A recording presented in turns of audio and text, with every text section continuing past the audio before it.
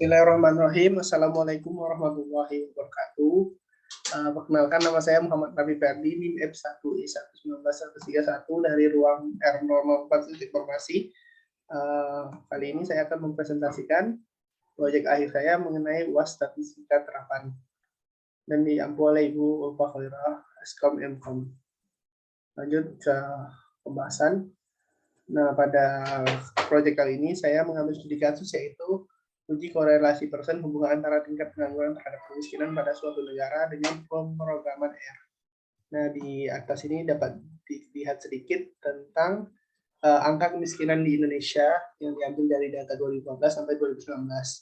Pada 2014 ada sekitar 10,96% penduduk Indonesia yang masih miskin. Kalau dijumlahkan itu sekitar 27,73 juta orang. Di 2015 naik menjadi 11,13%, di tahun 2016 turun 10,70%, di 2017 10,12%, di 2018 9,66%, dan terakhir di 2019 data yang saya ambil yaitu 9,22%. Sedikit highlight tentang angka kemiskinan di Indonesia. Nah, korelasinya dengan studi kasus kali ini yaitu hubungan antara tingkat pengangguran terhadap kemiskinan pada suatu negara dengan programan R. Terus ada link YouTube nanti yang akan dimasukkan setelah di video ini.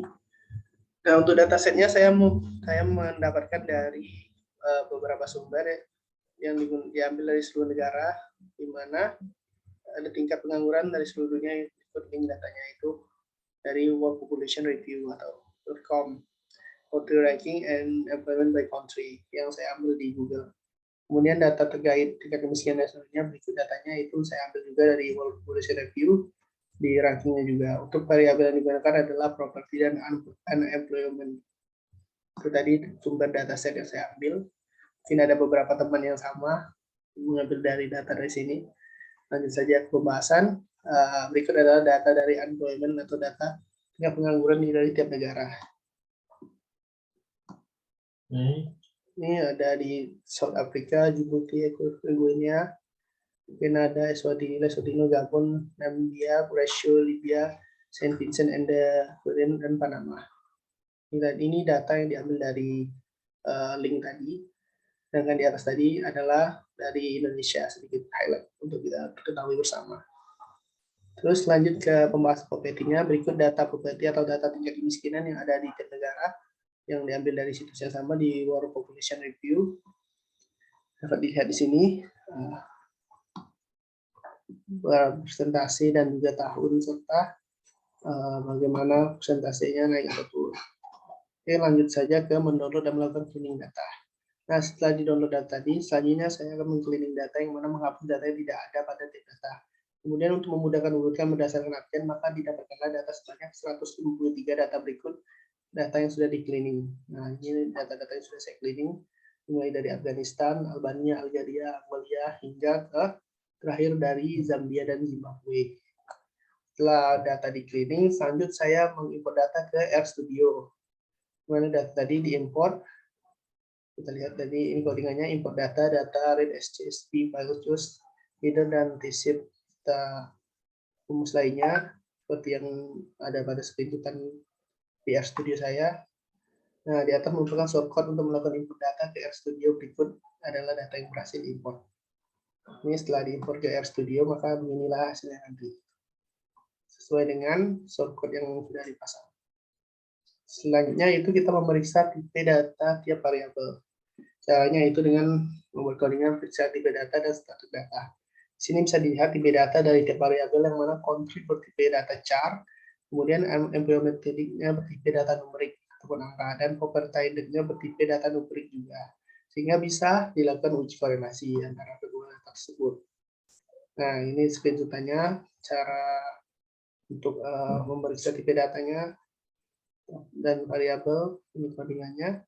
Nah, setelah diperiksa data tipe variabelnya, kita lanjut ke uji normalitas dari tiap data atau employment-nya.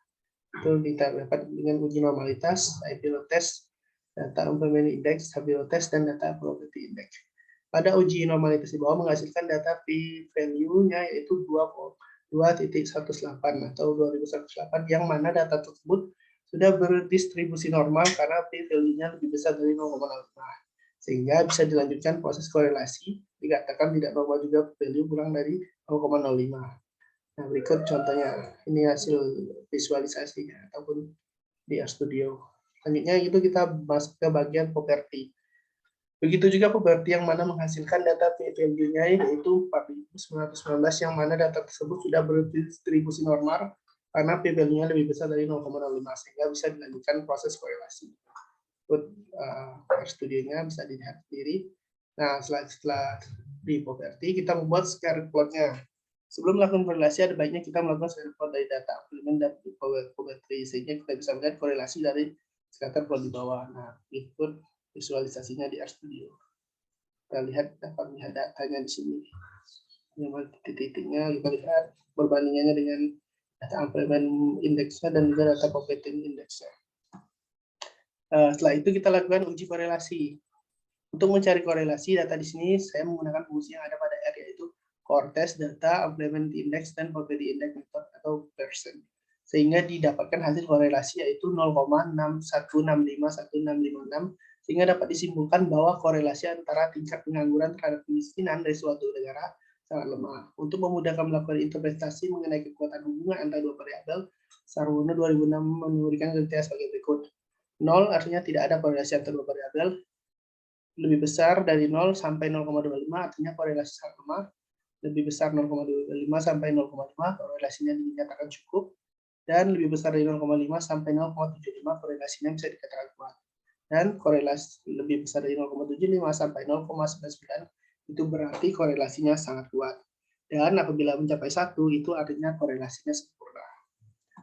Itu tadi sedikit pembahasan dari proyek akhir saya mengenai studi kasus hubungan antar pengangguran terhadap kemiskinan pada suatu negara. Semoga dapat bermanfaat bagi yang mendengarkan dan mohon maaf masih banyak sekali kekurangan dan mungkin ada beberapa data yang sama dengan teman-teman. Saya mohon maaf, masih sama-sama belajar.